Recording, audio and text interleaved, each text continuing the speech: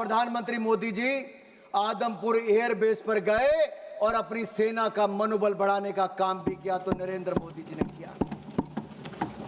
Fake propaganda चलाया जा रहा था कि आदमपुर एयरबेस खत्म कर दिया। अगर खत्म हो गया तो प्रधानमंत्री कैसे उतरते?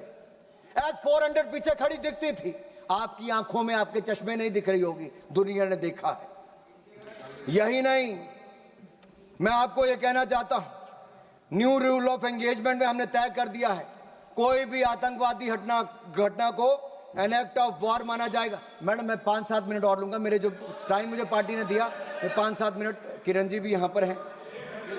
और न्यूक्लियर ब्लैकमेल की जब बात चलती है, अटल बिहारी वाजपेयी जी ने भी स्पष्ट कर दिया था, और नरेंद्र मोदी जी की सरकार ने तो कह ही दिया है, हमने एस्केलेशन भी नहीं की, हमने केवल आतंकवादी ठिकानों को प्रहार किया।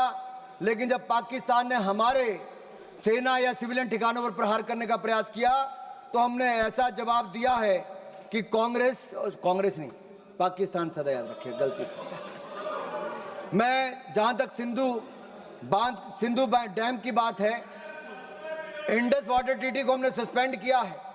आपके कुछ नेताओं ने कहा, जो आपकी गठबंधन में सरकार में थे, उन्होंने कहा पानी दे देना चाहिए पाकिस्तान को। प्रधानमंत्री मोदी ने कहा सिंधु में पानी और खून, सिंधु नदी का पानी और खून एक साथ नहीं बह सकते, तुम हमारा खून बहाओगे, तुम्हें पानी नहीं पिलाएंगे। मैं इतना जरूर कहूंगा, पाकिस्तान चाहे जितना मर्जी सिर पटक ले, नाक रगड़ ले, सिंधु डैम के गेट नहीं खुलेंगे, नहीं खुलेंगे। आदरणीय सभापति जी, जो प्रतिनिधि मंडल माननीय प्रधानमंत्री मोदी जी ने दुनिया भर में भेजे, वो 7 प्रतिनिधि मंडल में एक मुझे भी जाने का अवसर मिला। सुप्रिया जी हमारा नेतृत्व कर रही थी। और मैं सदन में एक बात जरूर कहना चाहता हूं, ये जो प्रतिनिधि मंडल थे, ये किसी दल या किसी विचारधारा का प्रतिनिधित्व नहीं कर रहे थे, हम राष्ट्र का प्रतिनिधित्व कर रहे थे। हमारे मत अलग हो सकते हैं, हाँ, हम में मतांतर हो सकता है, मत भिन्नता हो सकती है, मन का भेद हो सकता है, लेकिन जब राष्ट्र का प्रश्न हो तब हम एक हैं, हम एक मत हैं, हम भारत के पक्ष में हैं, हम सबके लिए राष्ट्र सर्वोपरि है। और मैं कह सकता हूं कि 7 के 7 प्रतिनिधि मंडलों में किसी भी दल का कोई भी सांसद होगा, उसने दलगत राजनीति से ऊपर उठकर देश की बात की। आज पूरे सदन की ओर से मैं उनका धन्यवाद करता हूं, उनको नमन करता हूं। हम सिर्फ 5 मिनट में खत्म कर रहे हैं। एक मिनट में कर लीजिए। मेरा 2 पॉइंट इंपॉर्टेंट है, इसको लेना जरूरी है। सिर्फ 2 पॉइंट इंपॉर्टेंट, एक इसमें हमने हासिल क्या किया और दूसरा सरेंडर विषय है। मैं इतना कहूंगा, अंतर्राष्ट्रीय मंच पे हम किसी का साथ लेने नहीं गए थे। भारत ये बताने गया था कि भारत अपने दम पर आतंकवादी के आकाओं को मुंह तोड़ जवाब दे सकता है, और हमने मुंह तोड़ जवाब दे दिया है। हम फर्स्ट हैंड इंफॉर्मेशन देने गए थे, किसी का सहयोग मांगने नहीं गए थे।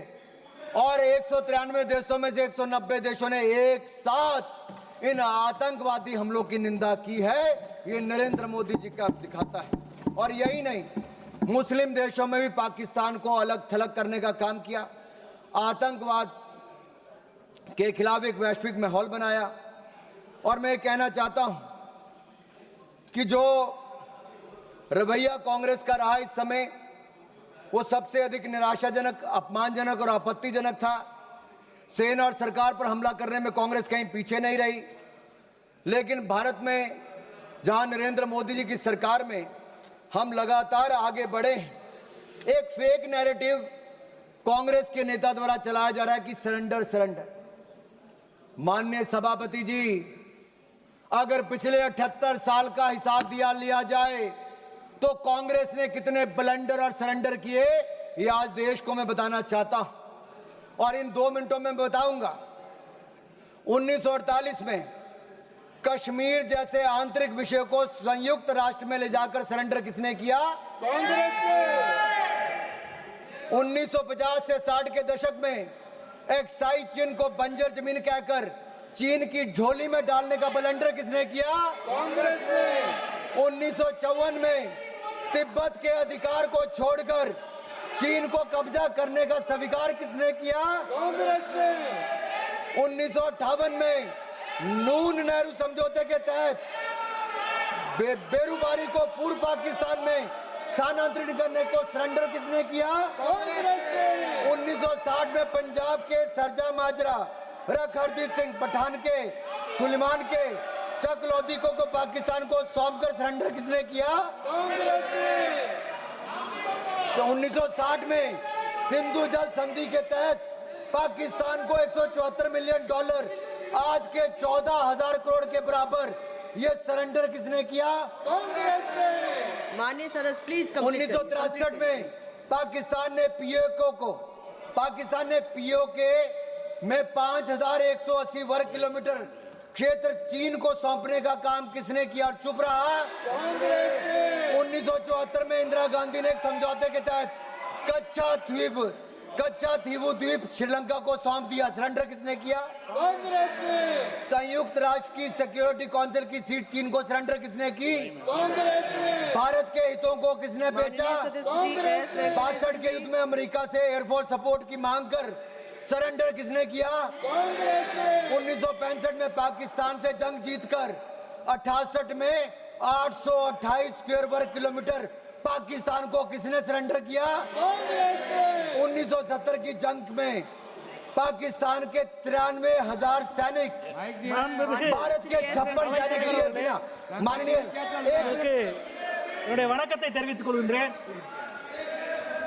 பகல்காம் தாக்குதலுக்கு எதிராக தேசமே ஒன்றுபட்டு நிற்கிறது.